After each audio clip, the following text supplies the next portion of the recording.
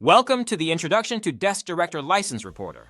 In this video, we'll talk about the DDCommand send email with licensing report.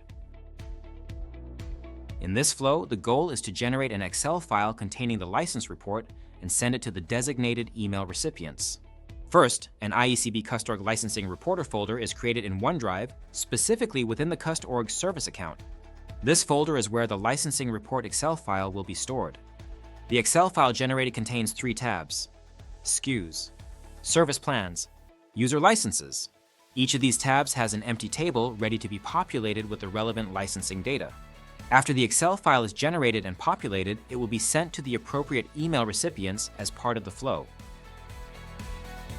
The HTTP with Microsoft Enter ID, invoke an HTTP request action is then used to update the Excel tables with the data extracted from the DDCommand extract licensing report parent flow. Before the email is sent, the email addresses are validated by checking their format. Once the Excel file is sent, it will be deleted from OneDrive.